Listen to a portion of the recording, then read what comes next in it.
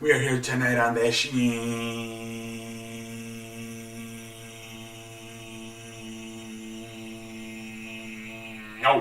How's everybody doing tonight, ladies and gentlemen? On a Wednesday, we are ready to go. Let's go. Final night before NFL season is officially underway. I cannot wait, man. Less than 24 hours away. Let's get this puppet going. We made it, man. We made it, man. Jesus Christ, man. And let's get this puppy started, man, with some NFL news, some final NFL off-season news, ladies and gentlemen. Starting tomorrow, we're in season. You already know. Fuck the world. Oh, yeah. Anyways, ladies and gentlemen, let's get it started here tonight. We got a little bet coming out here. True or false? So I don't know what the hell this is.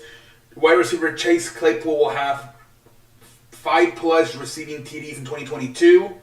So what the hell does this mean? You think anything can have 5 touchdowns in one game? I have no idea. Anyways, waste of my time. And then we have Emmanuel Sanders retired. Jesus Christ, I believe he last played for the Saints. I think with the emergence of obviously Michael Thomas coming back and they got Chris Olave, I believe, the wide receiver from Ohio State.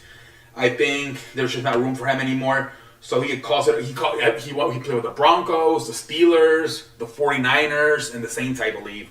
But after 12 years, Emmanuel Sanders retires from the NFL, man. Congratulations on a wonderful career, Mr. Emmanuel Sanders. Joe Flacco will be the Jets starter. They're saying for the first 3 weeks. They really want to take their time with Zach Wilson. He's doing with that torn meniscus that he suffered in preseason. So they're saying at least the first 3 weeks of the season, Joe Flacco will be the starter. So we'll see, man. You got to take your time with that injury, man. Like I said, they're lucky they're going to have him at some point this year. They could have lost him for the season. So the fact it's only going to be like maybe the first month of the season, they're pretty damn lucky if you're the New York Jets and Zach Wilson. Let's see here. More shit going on. All right, let's go over here. What is going on here? We have more stuff over here. And man, Jesus Christ, man, we were building up the fantasy team, so me and my friend, and we were trying to figure out what tight end do you want, you know, Travis Kelce or who do you want?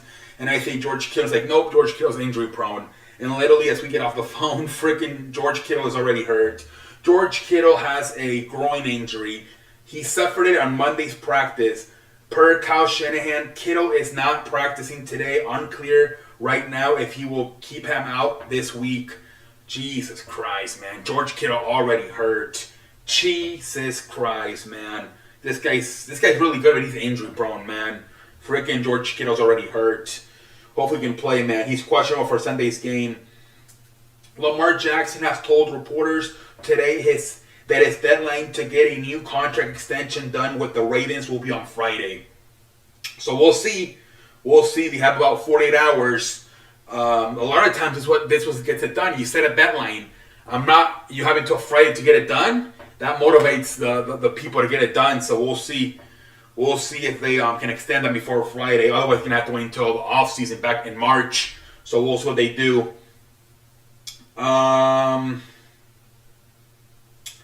And then it's Larry Fitzgerald is joining Pat McAfee on ESPN. And he actually said it himself. Monday Night Football is a huge reason so many people fall in love with the game. It's surreal to me to be part of that tradition. See you week 1. And then Adam Schefter followed it off. Future Hall of Famer wide receiver Larry Fitzgerald has announced he will be a part of ESPN's Monday Night Countdown crew. Welcome aboard. So officially, he never announced his retirement officially. I think he hadn't played the last 2-3 years, but it's official. He by agreeing and announcing to join Monday Night Countdown, he's officially retired. So Larry Fitzgerald is officially retired from the National League and will be joining Monday Night Football Countdown on ESPN. So a great week for ESPN, man. Signing Pat McAfee to cover college football on Saturdays, and now signing Jerry Fitzgerald to cover Monday Night Football on Mondays. ESPN making some moves right as we head into the season, ladies and gentlemen. Let's see here. Again, Pat McAfee immediately will be in this Saturday in Austin, Texas for the Alabama-Texas game. So Pat McAfee officially will be joining the game day crew. And I'm gonna say this for the wrestling news because I feel like the sports fans like watch like the sports section and they leave for the wrestling, and I feel that the wrestling fans skip the sports. So I'm gonna say my Pat McAfee stuff today on the wrestling show. I said yesterday on the it's kind of both ways, right? But I feel like a lot of the wrestling fans might have missed it last night if they skip through the sports stuff. Let's see, man. Cardinals plays Colt McCoy on injured reserve today and promote Trace McClory to be Kyler Murray's backup. All right, Colt McCoy's already hurt. Jesus Christ, pendejo face. And the Bills extended tight end Dawson Knox to a 4-year, $53 million contract extension. So he gets his money, Dawson Knox, right before the season starts. Let's see here. All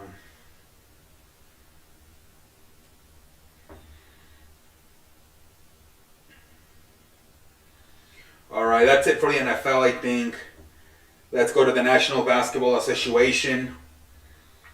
Not much going on. You know, this was an interesting chicken nugget. They said the past 3 seasons, all of these players have been traded. Anthony Davis, Paul George, Chris Paul, Russell Westbrook, Jrue Holiday, James Harden, Mark DeRozan, Rudy Gobert, Donovan Mitchell, Nikola Vucevic. As a result, 8 teams control 85 first-round picks in the next 7 years. That is crazy, man. This article wrote by Bobby Marks. That is crazy, man. In the last 3 years, it is crazy, man. That shit is crazy for the National Basketball Association. But not a lot of news, right? Let me see if I can find more news in the National Basketball Association. And if not, we'll move over to the to baseball. Jesus Christ. I wish I could just have everything on papers, but it's probably... the Chicago Bulls are signing free agent guard Malcolm Hill. So nice, Malcolm Hill going to Chicago Bulls. Nice little role play for them. Like I said, let's see. That's about it. That's about it for the National Basketball Association. All right, let's move over to baseball, ladies and gentlemen, then we'll call it a night. A lot of Yankees fans are not satisfied. I think they swept the Twins.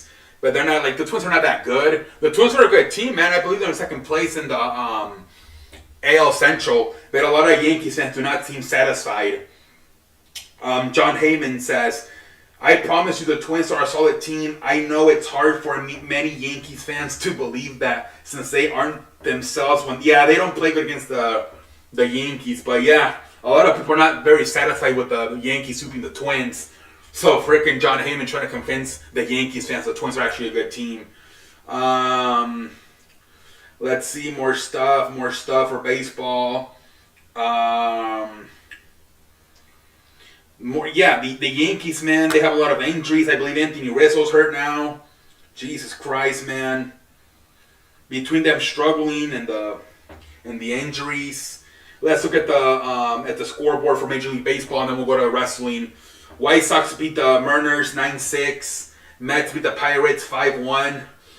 Yankees beat the Twins 5-4 in the first game of the doubleheader. This is a great-ass game, man. 12 innings. Yankees won 5-4. Rockies beat the Brewers 8-4. Fucking Brewers can't win. Braves beat the Athletics 7-3. Tigers beat the Angels 5-4. Dodgers beat the Giants 7-3. Mets beat the Pirates 10-0. Rays beat the Red Sox 1-0. Phillies beat the Marlins 4-3. Blue Jays beat the Orioles 4-1. Reds beat the Cubs 7-1. Cardinals beat the Nationals 6-5. Yankees in the second game beat 7-1 versus the Twins. And Royals beat the Guardians 2-1. Astros beat the Rangers 4-3. Padres beat the Diamondbacks 6-3. It's like a little race right there, right? Between the Brewers and the Padres. Who's going to fuck it up? Jesus Christ, with that final spot in the fucking NL wild card. Let's look at the standings, ladies and gentlemen. The Yankees are up by 5 games in the AL East. The Guardians are up by 2 games in the AL Central. The Astros are up by 11 games in the AL West. The Mets are up by half game on the Mets. On the Braves, I beg you pardon, on the Braves. The Cardinals are up by 9 games in their division, and the Dodgers are up by 19. Let's look at the wild card, ladies and gentlemen. What the fridge? I mean, all right. Rays, Mariners, Blue Jays on top of the AL wild card. And it's starting to look like those are your top 3. Baltimore has a chance, but they're 4.5 out. Everybody else is 7.5 out or more. It's starting to look very likely as we are only a few weeks away. Like those are going to be your top 3 teams for the wild card: Tampa, Toronto, and Seattle. That's what it's starting to look like. Baltimore's kind of starting to fall off a little bit. They're probably not going to make it, unfortunately. Hey, man, the very positive season for the Baltimore Orioles, man. If they don't make it, still very positive. Atlanta, first place. Philadelphia, San Diego, and Milwaukee. Milwaukee, man, they're. I think Milwaukee's fucked, to be honest, man. They fucking suck. To me, I honestly, I feel like the wild cards are kind of set. I mean, unless like the Brewers or like the Orioles make a run at it, I feel like the wild cards are set for both sides. I think at this point we're trying to figure out who's going to win the AL Central and who's going to win the NL East. I think honestly, there's still a chance, like I said, for the Brewers or for the Orioles to make a run at it. But I feel like those 6 teams that I just mentioned, Phillies, Braves, Padres, Rays, Mariners, Blue Jays are going to be the 6 teams representing the wild card, along with obviously the Dodgers. We just got to see who the hell wins the divisions in the AL Central and the NL East. Let's see what happens. But I think the wild cards are set. I really do. Those top 3 teams in each league are going to make it. All right, ladies and gentlemen, let's go to some wrestling news, and then we'll call it a night on Wednesday.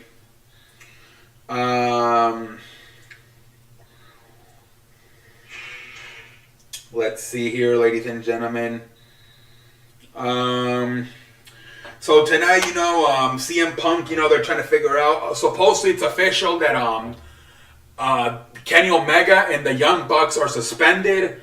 And as far as and they had to vacate their titles. Everybody's vacated their titles. CM Punk vacated the AEW World Championship, and the Young Bucks and Kenny Omega have vacated the Trio Championships. They will be up for tournaments. I believe as soon as tonight we will have new Trio Champions, and there's going to be a huge tournament. I believe in 3 weeks they're having a show in New York. Dynamite. It's like a special Dynamite Grand Slam. I think that's what they're calling it, and that's where they're going to have. They're going to name the new AEW World Champion. I believe neither CM Punk or the Young Bucks or Kenny Omega were shown today on the intro video thing. Jesus Christ, man, it is not looking good. Jesus Christ, man. They're saying that right now they don't even know if Ace Steel is the coach of CM Punk. They don't know if Ace Steel and CM Punk are suspended or if they're fired. They don't even know what's going on. But they're for sure they had to vacate the AEW World Championship. They're saying that the fight, man, they're giving more details about it. They did say the police was not called. I guess some report, I don't know who it was, they checked in with the Chicago police station, and they're saying that there was a call to the United Center, but it was for a fan fight. I guess some fans were fighting, and they called police for that, and maybe that's what they were confused. So there were police called to the arena, but it was because of fans fighting, not because of this. They're saying that basically, CM Punk was in his locker room with his coach, Ace Steel, and that he was recovering from his match and everything, and that the Young Bucks and Kenny Omega came knocking on the door. He wouldn't open. So supposedly they got pissed and they kicked the door down, literally. Which right away, I guess they're saying that Matt Jackson punched CM Punk right in the face, which CM Punk punched him back. And then they're saying Ace Steel, his wife was in the locker room as well, so he was trying to protect his wife. So they're saying he threw a chair at Nick Jackson, and they gave him a black eye. And they're saying that then he pulled Kenny Omega by the hair and bit him. Oh my God, a pendejo face for the elites, for the Young Bucks and Kenny Omega. They got their ass whooped, even though they had a 3-on-2 advantage. Pendejo face. Jesus Christ. Remember now, CM Punk, even though he sucked, right, as a UFC fighter, he does have that mixed martial arts background behind him, so maybe that played into it. But yeah, man, pendejo face. For what I'm hearing, it looks like the Ace Steel, the coach, and CM Punk kicked the Young Bucks and Kenny Omega's ass. Fucking Kenny Omega. It's like a fucking human tape machine, right? All that fucking tape. Jesus Christ. And they're saying, a bunch of guys came in and separated them, Chris Jericho and everybody.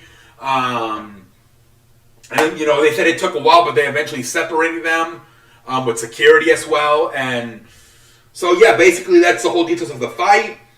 And now they're saying that everybody's suspended, but they're not sure if CM Punk and Ace Steel are suspended or if they're fired. I was surprised that the Kenny Omega and the Young Bucks had to relinquish the titles. But that's part of the punishment, maybe. Tony Khan wants to be really strict. This is the second fight in like the last month. Remember, we had Eddie Kingston and Sammy Guevara fighting last month. So Kenny Omega's Tony Khan is like, fuck, man, I got to be really harsh with these guys. They're also saying CM Punk is hurt.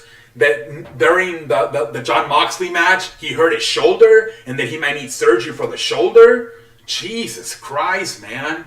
Poor CM Punk, man. Now they're saying he might have a broken shoulder. See, and he still kicked their ass with a broken. Jesus Christ. Now, like, again, they're saying Ace Steel used a chair. Jesus Christ, man. So yeah, like, we're trying to figure out what the hell's going on. It looks like everybody's suspended, but then they're like, we're not sure if CM Punk is suspended or if he's fired. We don't know yet, but we'll see what the hell happens. They're saying Malachi Black has officially been released. I guess he's having some mental health problems, and so they said this was his final match this past Sunday at All Out, and that's why he kissed the fan, blew a kiss and bowed after his match. So Malachi Black is no longer in AEW. Damn, after just 1 year, Jesus Christ. Braun Strowman, they're saying that, I think I said this yesterday, he's going to be over on SmackDown now. Like I said, it makes sense because SmackDown needs more stars, and also his wife or his girlfriend, Raquel Rodriguez, is on SmackDown, so they can be together. So yeah, man, so Braun Strowman will be on SmackDown, and, yeah, man, I mean, a lot of people are saying that Tony Khan is doesn't know how to like the first, few years the company was doing great, and now this year everything kind of went to the shithole, and that he doesn't know how to it's like snowballing, right? He doesn't know how to take control of the company again. They're saying it's snowballing, everything is snowballing, and that he just doesn't know how to get a hold of the company. But maybe I thought maybe with these suspensions, and not only suspending the guys, but also relinquishing the titles, maybe this can finally wake the guys up. We'll see what the hell happens, man. We'll see what the hell happens, but let's see, man. Let's see what happens. That would be crazy, man. A lot of guys are starting to get released within the year. Bobby Fish, Malachi Black, and now possibly CM Punk, all only just a year after signing. That is not a good sign. Some of these guys are not even lasting a year anymore. Jesus Christ. Ladies and gentlemen, until next time, all I have to say is, I thank you for watching. Yeah, but that is not a good sign that some of these guys are